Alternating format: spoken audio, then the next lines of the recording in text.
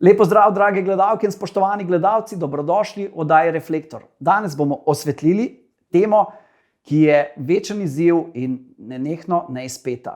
To je vzgoja. Sopostavili oziroma primerjali bomo vzgojo v družini, kjer imajo same deklice, s tisto, kjer imajo same dečke.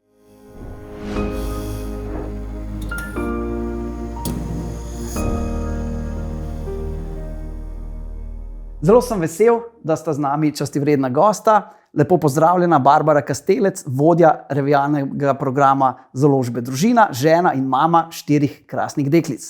Lep pozdrav, hvala za povabilo. Z veseljem. In pa Simon Purger, učitelj geografije, zgodovine, mož in oček 3 dečkov.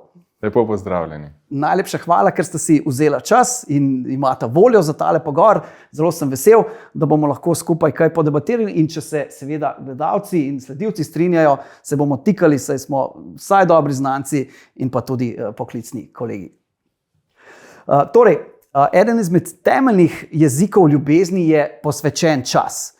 Kako discipliniran in predvsem samodiscipliniran je treba biti v tem času, v dan današnji, da včasih odložiš telefon in se seveda posvetiš otroku. Barbara, kako se ti posvetiš svojemu kvartetu hčerk in pa vsaki posebej? Ja, res je treba odložiti telefon, pa tudi iz glave izklopiti te misli, ki so vezane še na projekte, pa na službo, pa se priklopiti na tista drobna vprašanja, najprej seveda podelati treba vse to, kar je bilo v šoli, pa kar se je zgodilo na avtobusu, pa kar je na treningu, pa zvezek, ki smo ga pozabili, pa sošolko, ki ni bila prijazna, se pravi, vse te dnevne stvari je treba pri puncah premleti. Potem pa pridejo na vrsto še tudi kakšni drugi trenutki, ko jih je treba malo poiskati, pa podpreti v kakšnih njihovih zanimanjih, ne. Se pravi, veliko je kar, jaz smatram, da je posvečeni čas tudi to redno delo, bi rekla. Se pravi, ta redna vzgoja je tudi posvečeni čas, ker eni punci pomagam posodo zložiti ven, čeprav je tisti dan ona na urniku, pa razume, da je to fino, če takrat dobiš malo podpore.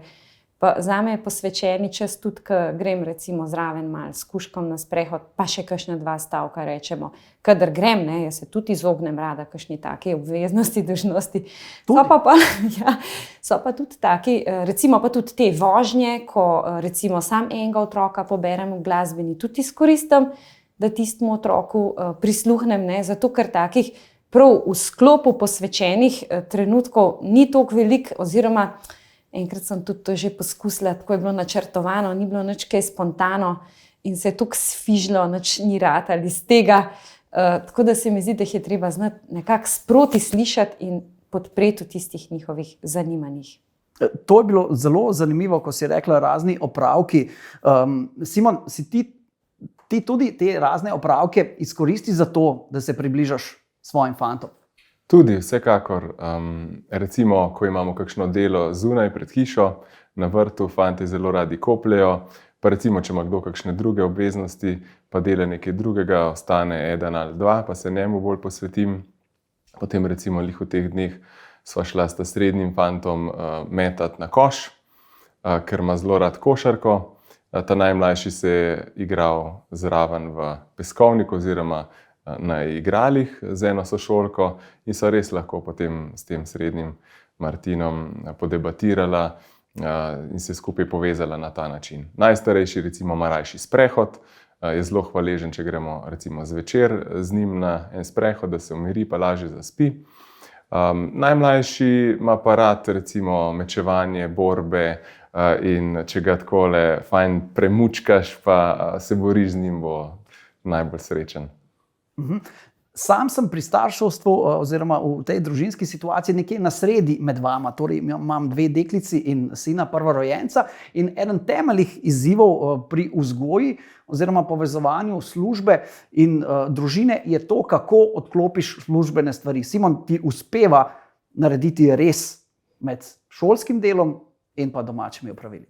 Ja, največkrat lahko rečem, da mi uspeva, no. Da ne premlivam toliko takrat, ko sem zbran. Največji motilec se mi zdi, da so ravno telefončki, pa računalniki, ki hoče še kakšno stvar urediti vmes. Za otroke si res treba čas vzeti in so potem tudi zelo hvaležni.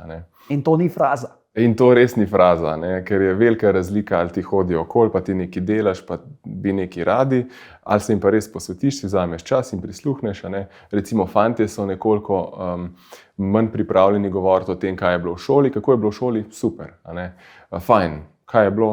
Nič tacka, tako velikrat. Kdaj seveda tudi kaj pove, ampak nekoliko drugače doživljajo vse stvari in imajo raje, da se jim posvetim tako bolj konkretno, da skupaj nekaj počnemo. Fantje so bolj naravnani na gibanje. Gibanje, to je za njih zakon. Načeloma se tudi borimo, da gremo ven, ko rečemo gremo ven, rečejo fantje, ne, bi se igrali, bo premalo časa za igro domačo, ampak pol, ko so zunaj, jim je pa super. Takrat se upravičujem, moški moramo biti malce tečnop. Ja, vsekakor. Tudi mame, tudi mame, ampak je res velik učinek, če se spravimo ven in potem zunaj kaj počnemo, gremo na sprehod. Mi imamo tudi, ker živimo na podeželju, blizu reko, pa smo odkrili lansko leto en tak kotiček ob reki, kjer so otroci začeli ustvarjati, delovati različne stvari, tako da res uživajo tam. Barbara, je pri dekletih potrebne malo več te, recimo, poslušalne pozornosti? Ja, definitivno. Punco moraš zrcaliti, se pravi, nekaj časa je treba prisluhniti in potem se malo z njo strinjati, potem je pa treba tudi povedati stvari z tvojega vidika, se pravi, z mojega materinskega vidika, da dobi nek nov zorni kot.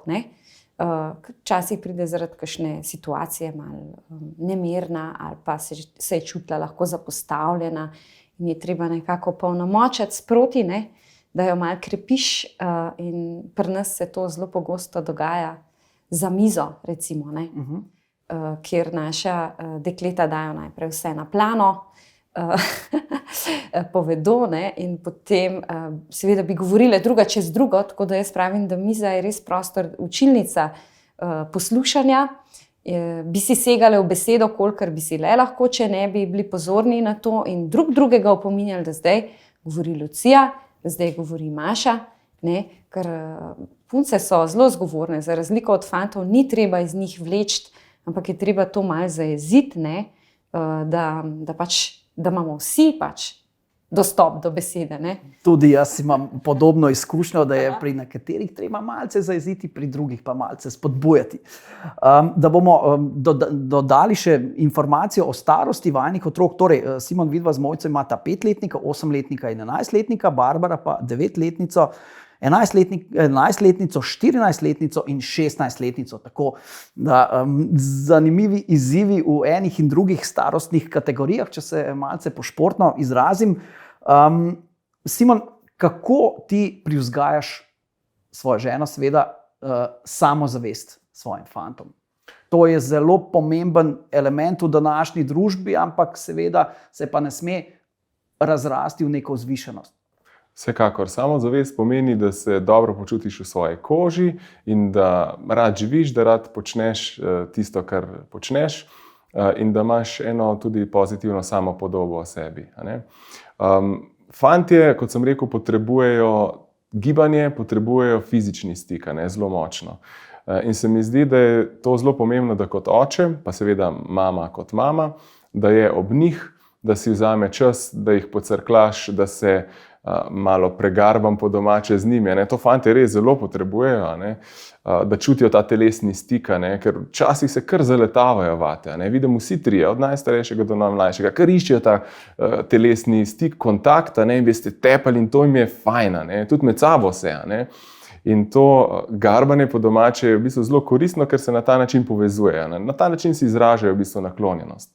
In otrok seveda potrebuje po eni strani ta občutek sprejetosti, da je sprejet takšen, kot je, da ga ima ta starša brezpogojno rada, po drugi strani pa seveda tudi neke meje. In se mi zdi, da bistvo vzgoje je ravno tukaj, iskati to mejo med nekimi zahtevami, med tem, da postavljaš meje in med tem, da jih sprejemaš take, kot so, da izražaš res ljubezen konkretno do njih.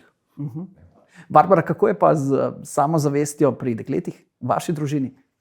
Meni se zdi, da samozavest pri puncah izhaja iz tega, da postajajo kompetentne pri stvareh, ki jih počnejo. Se pravi, ne vem, jaz sem od majhnega zelo vztrajala pri redu in ritmu, se pravi, da osvojijo te veščine, oblačenje, pozneje učenje, vztrajanje pri učenju, ker to je vsakodnevna borba in opravljanje družinskih obveznosti. Ne? In se mi zdi, da iz tega zelo veliko kompetenc pride, recimo, znam skuhati, znam postreči na mizo. To pogosto počnem, to ni neka izjema. Ne? In s tem dobivajo neke take hišne kompetence, šolske pa pridejo pač z vrstniškimi odnosi. Ne? In tukaj se mi pa tudi zdi pomembno, da je veliko druženja. No? Naša hiša je zelo polna, veliko ljudi pride. Se mi zdi, da otroci lahko v svoj dom povabijo vrstnike, da, ne vem, da se počutijo na en način varno in da to daje neko tako zdravo samozavest, zavedanje sebe kot nekoga, ki je ljubljen, ki nekaj zmore, nekaj zna, ki nekoga sprejme, ki se zna tudi upravičiti. Tudi to je del kompetence. Tako da pri nas je skozi živahno in vrvež. Verjamem. Ena ključnih besed pri vzgoji, kar se tiče kompetenc, kakor smo se dotaknili, je tudi potrditev. Ne? Kako boš ti zdaj otroku dal potrditev, mogoče tako tam, kjer je dober, ne, da ga boš znal pohvaliti, kot tudi tam, kjer še posebej tam jasno na tistih področjih, kjer mu ne gre. Kako si vzeti čas, da res prepoznaš, kdaj dati otroku potrditev? Ja, zdaj sem se spomnila med tem tvojim vprašanjem, recimo vsi rišejo risbico, ne? In zdaj hoče ena hči slišati, katera je najlepša risbica. Ne? In če bi bil odgovor, vse risbice so najlepše, s tem sploh niso zadovoljni. Ne? Se pravi, neka taka potrditev, ki gre overall, ne, je enako nič. Ne?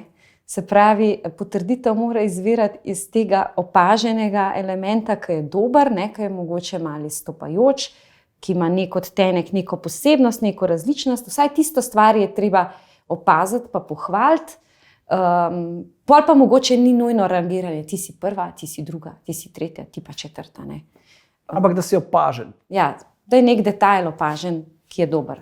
Simon, je tudi pri vas doma tako? Ja, tudi pri fantih je zelo podobno. Kar se tega tiče, se mi zdi, da je pomembno, da tudi fantom dajemo različne zadolžitve, seveda, in jih na ta način potrjujemo, da spremljamo tisto, kar počnejo, da jih spodbujamo pri tistih stvarih, predvsem kjer so šibki, in potem, če dobijo pozitivno povratno informacijo, ko naredijo neko nalogo, so seveda zadovoljni, imajo neko notranje veselje in potem naslednjič jim je lažje. Pomembno je pa seveda tudi, da jih potrjujemo pri tistih stvarih, v katerih so dobri, se tudi sami čutijo, kaj jim gre lažje, kaj jim gre bolje, in na ta način se tudi njihovo zanimanje krepi in korak za korakom odkrivajo tudi svoje talente in svojo tudi poklicno pot na nek način. Simon, si zagnan športnik, predvsem kolesar, in še marsikateri šport se najde gotovo na tvojem meniju. Kako pa prek športa dostopaš, najdeš bližino do svojih otrok? Jaz se mi zdi, da do sina je to kar ena lepa pot, tako kar se tiče ukvarjanja športom, kot včasih tudi, da greva skupaj pred televizijo, pa si ogledava kakšno tekmo skupaj, pa debatirava, in tudi takrat se mogoče za kakšne zadeve malo bolj odpre, ali se pa kaj pošaliva, ali pa kaj tretjega. Tudi ti? Ja, tudi mi zelo radi skupaj navijamo. Recimo zimske športe imamo tako skupaj radi. Jaz tako po malem spremljam kar veliko športov, ne zelo intenzivno, sploh ne tako kot ti, recimo, ampak sem veliki navdušenec slovenskih športnikov, prav gotovo, pa tudi ukvarjam se z različnimi športi in se mi zdi, da je to tudi način, kako se lahko približaš svojim otrokom. Recimo, kot sem že prej omenjal, Martin, ta srednji, ima v zadnjem času zelo rad košarko, pa skupaj igramo, recimo tudi Daniel se rad priključi, ker je večji, pa skupaj mečemo na koš ali pa recimo nogomet igramo na igrišču. Potem Martin ima tudi zelo rad kolesarjenje, v zadnjih letih je pri meni res na prvem mestu kolo, ampak sem videl recimo, da ta najstarejši že ni več toliko navdušen, kdaj se priključi, kdaj ne, ta drugi pa zelo, tako da si lahko tudi v tem času vzameva čas zase oziroma čas, ki ga posebej posvetim njemu. Recimo, kot sem rekel, Daniel je bolj, recimo, umirjen oziroma nima rad takih eksplozivnih športov, no? Pa si vzameva čas recimo za sprehod, tudi on sicer rad kolesari. Velikokrat gremo skupaj kot družina na kakšen pohod. Tudi z najmlajšim smo bili lani, no, to je bila naša ekspedicija, smo na Peco prišli, ker je žena Korošica, tako da je bilo tudi za 4-letnika kar velik izziv, no, ampak ga je dobro prenesel. Tako da so različne stvari, ki pomagajo, da otroci razvijajo tudi to športni duh v svojem telesu in jim to seveda pomaga tudi pri drugih stvarih. Opažam, da je to tudi kar precej povezano, kar se tiče šolskega dela, gibanje, sproščenost, neki izzivi tudi na tem področju lahko zelo pozitivno vplivajo tudi na šolsko delo, ker se tudi bolje potem posvetiš tistemu šolskemu delu, ki ga imaš. Vsekakor, in če je tukaj še gibanje zunaj, da možgani dobijo kisik, to vsekakor odlična zadeva. Barbara, je to, kar je pri dečkih šport, pri deklicah umetnost? Pri nas imamo v družini 2 športnici in 2 umetnici, se pravi 2 punci, ki sta bolj v glasbi, v glasbeni šoli, in 2, ki sta na gimnastiki. Gimnastika je resen šport, to so po 3 ure treningov 2 do 3 na teden.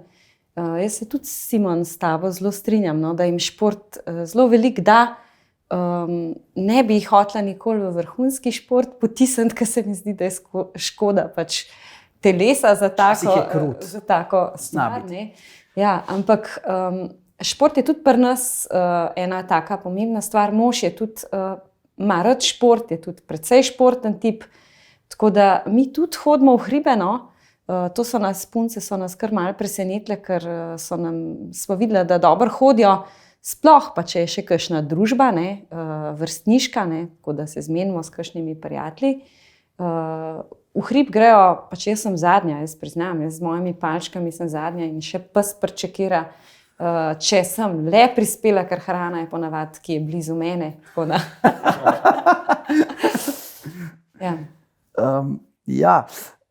Barbara, nekoč si, oziroma prej si že omenila mizo, in nekoč v enem pogovoru si pa rekla, da v vaši družini res obilico pozornosti posvečate skupnim obrokom, seveda pri mizi, verjamem, da ne na kavču.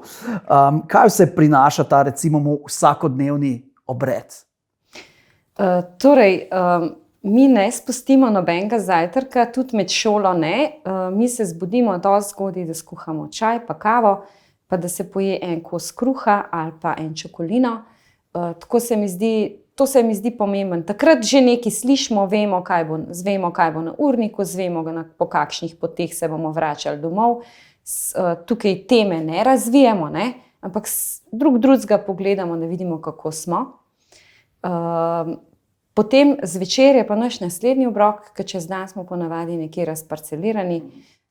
Imamo nekoga pač na našem družinskem seznamu, ki je na vrsti za strežbo tisti dan, se pravi, mora poskrbeti, da je na mizi vse, kar potrebujemo, in če je treba se dvigniti od mize, bo to tista oseba, ki je na vrsti. To se mi zdi, da se navajamo biti malo ustrežljive ali pa postrež, biti malo gospodinje s tem. Potem je pa to res, kot sem rekla, prava učilnica debate, Se pravi, želim, da se tukaj pri mizi slišimo. Jaz nisem ne vem koliko dobra kuharica, so me že vse punce pač prehitele, moja glava je bila vedno v branju in v pač domišljiji v knjigah. Kakšna priznanja dobivamo v tej oddaji? Res je, no. Tako da imam pa 1 oziroma 2 punci, ki bi pa kar naprej kuhale in kar naprej pekle.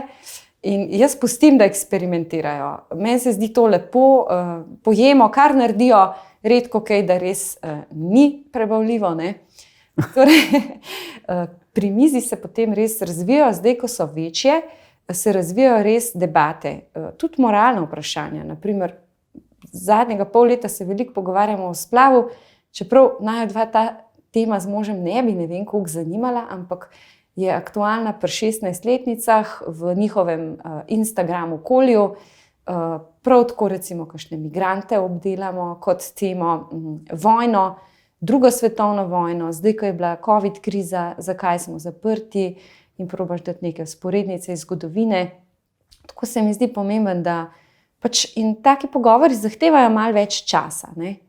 In mož, moram reči, da je zelo tukaj argumentiran in zna zelo dobro odgovarjati in vse te protiargumente, pretehtati, držati neko nit.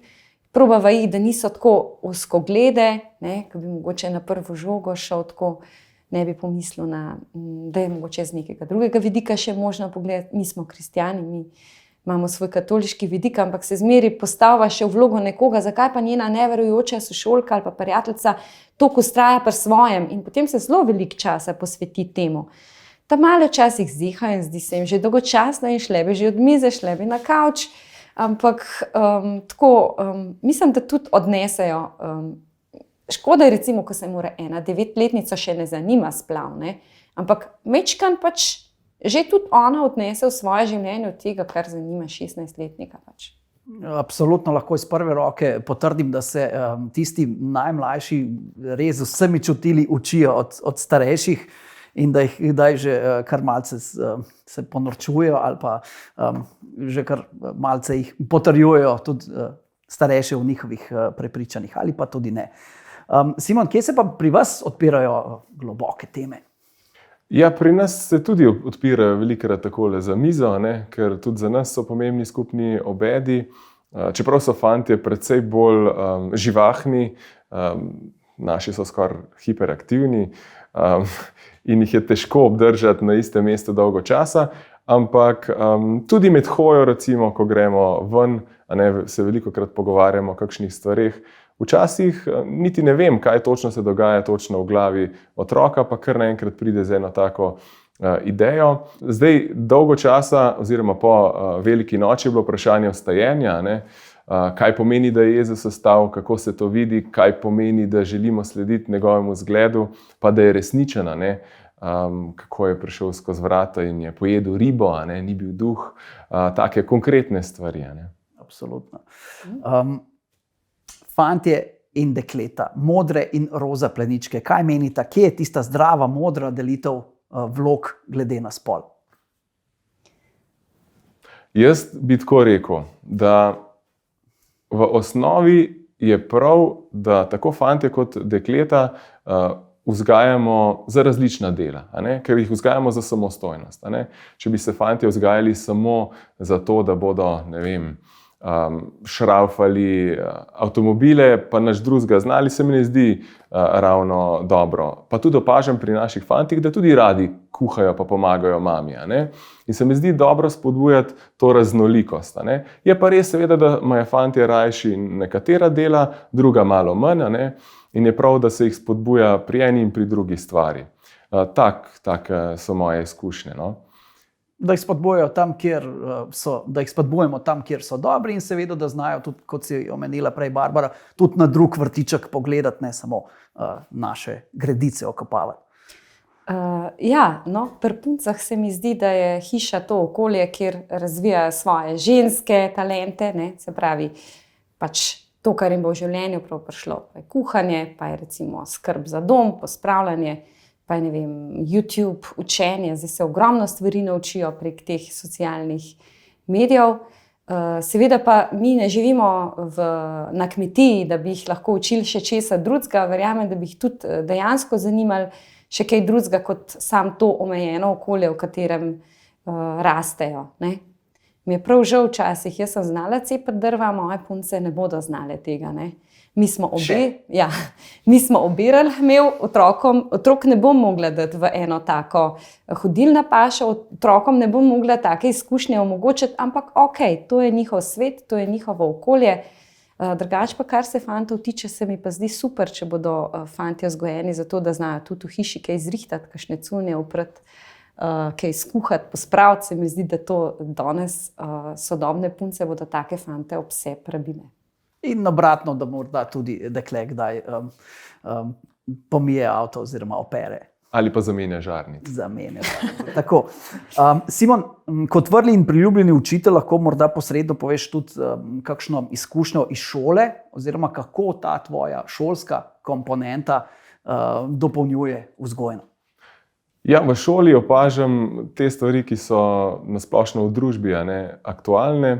In se mi zdi, da danes otroci pogrešajo ta stik s starši, ne marsikje, da si starši vzamejo premalo časa zanje, oziroma tako bom rekel, v tistih družinah, kjer so zelo povezani, kjer so ti odnosi nekako tesni, pristni in živijo, so tudi otroci bolj sproščeni, samozavestni, ne? In obratno. V tistih družinah, kjer si starši ne vzamejo zadosti časa za otroke, se to kar vidi, ne? Ker iščejo pozornost drugje. Otrok potrebuje pozornost, potrebuje potrditev in če jo pri starših ne dobi, išče na različnih drugih področjih. Ne?